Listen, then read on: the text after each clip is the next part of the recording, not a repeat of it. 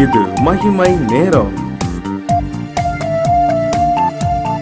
கர்த்தரும் இரட்சகருமாய் இருக்கிற இயேசு கிறிஸ்துவின் ஈடு இணையற்ற இன்ப நாமத்தினாலே மகிமை டிவி நேயர்களை அன்புடன் வாழ்த்துகிறேன். மகிமை நேர நிகழ்ச்சிக்கு உங்களை அன்புடன் வரவேற்கிறேன். நாம் தொடர்ந்து இயேசு கிறிஸ்து பிறப்பினால் உண்டான 7 நற்செய்தி என்ற தலைப்பின் கீழே தியானித்து வருகிறோம். வசனம் இவ்வாறு சொல்கிறது. எரேமியா 33:15 அந்நாட்களிலும் அக்காலத்திலும் தாவீதுக்கு நீதியின் கிளையை முளைக்க பண்ணுவேன். அவர் பூமியிலே நியாயத்தையும் நீதியையும் நடப்பிப்பார். அந்நாட்களில் யூதா ரட்சிக்கப்பட்டு எருசலேம் சுகமாய் தங்கும். அவர் எங்கள் நீதி உள்ளவராயிருக்கிற கர்த்தர் என்பது அவருடைய நாமம். கர்த்தர் என்பது அவருடைய நாமம். அவருடைய பிறப்பின் நற்செய்தியை நாம் தியானித்து வருகிறோம்.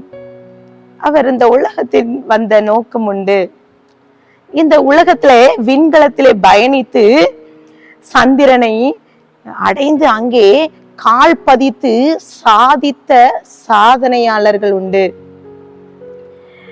அது ஒரு வரலாற்று சாதனையாக பார்க்கிறோம். அதே போல விண்ணிலிருந்து தேவன் பயணித்து பூமியிலே கால் பதித்து வரலாற்றை மாற்றுவதற்காக அவர் சாதனை படைத்தார். அதுதான் ஆண்டவராகிய இயேசு கிறிஸ்துவின் பிறப்பு.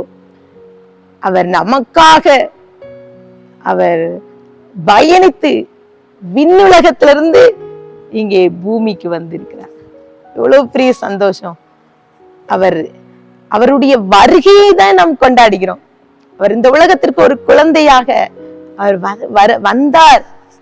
இனி அவர் வரப்போகிறார்.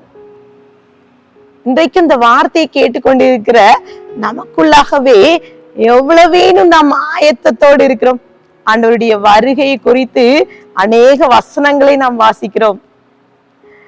அவர் வெளிப்படுத்துதல் 11:7 இருக்கிறவரும் இருந்தவரும் வருகிறவருமாகிய சர்வ வல்லமையுள்ள கர்த்தராகிய தேவனே உம்மை ஸ்தோத்திரிக்கிறோம். அங்கே போடப்பட்டிருக்கிறது தேவனை ஸ்தோத்திரிக்கிறோம். அப்போ நமக்கு எல்லாத்துக்கும் தெரியும் அவர் இருக்கிறவரும் இருந்தவரும் வருகிறவரும். அவர் நிச்சயம் வருவார். இந்த ஆண்டுடைய பிறப்பை கொண்டாடுகிற நமக்குள்ளே ஒரு நம்பிக்கை வேணும். ஆண்டவர் வருவார்.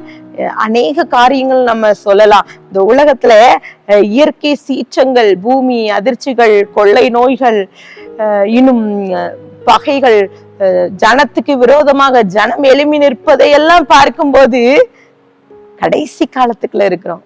கர்த்தர் வெளிப்படுத்தி கொண்டே இருக்கிறார். இங்க அநேக வசனம் சொல்கிறது. மத்தேயு 25:6 நடுராத்திரியிலே இதோ மணவாளன் வருகிறார், அவருக்கு எதிர்கொண்டு போக புறப்படுங்கள் என்கிற சத்தம் உண்டாயிற்று. அப்போ அந்த கன்னியர்கள் 10 பேர் ஆயத்தமா இருந்தாங்க. அதுல 5 பேர் என்ன செய்தாங்க? அவர்கள் தன்னுடைய எண்ணெய் இல்லாததுனால அவர்களால மணவாள சந்திக்க முடியல. இன்றைக்கும் அங்க பாத்தீங்கன்னா அந்த 10 பேரும் ஆயத்தம் பண்ணிட்டு இருந்தாங்க பாருங்க. ஆனா அதை நீங்க கவனித்து பார்த்தால் என்றால் அவர்கள் ஆயத்தம் பண்ணி கொண்டோம் என்று தங்களையே ஏமாற்றி கொண்டிருக்கிறாங்க. நாமளும் கூட ஆண்டவருடைய வருகைக்காக ஆயத்தம் பண்ணி கொண்டிருக்கிறோம் சொல்லி நாம் ஏமாற்றி கொண்டிருக்கிறோம். அவர் ராஜாதி ராஜாவாய் வருகிறார். எரேமியா 8:7 ஆகாயத்தில் உள்ள நாரை முதலாய் தன் வேலை அறியும் காட்டுப்புறாவும் கொக்கும் தகைவிலான் குருவியும் தங்கள் வரத்தக்க காலத்தை அறியும். என் ஜனங்களோ கர்த்தரின் நியாயத்தை அறியார்கள் என்று கர்த்தர் உரைக்கிறார் என்று சொல்லு போடப்படுகிறது. நாரை முதற்கொண்டு ஆண்டுடைய வருகையை அறிந்து வைத்திருக்கிறதா. ஆனால் ஆண்டுடைய வருகையை அறியாதபடி நாம் எப்படி இருக்கிறோம்? அந்த பண்டிகையை கொண்டாடுகிறோம்.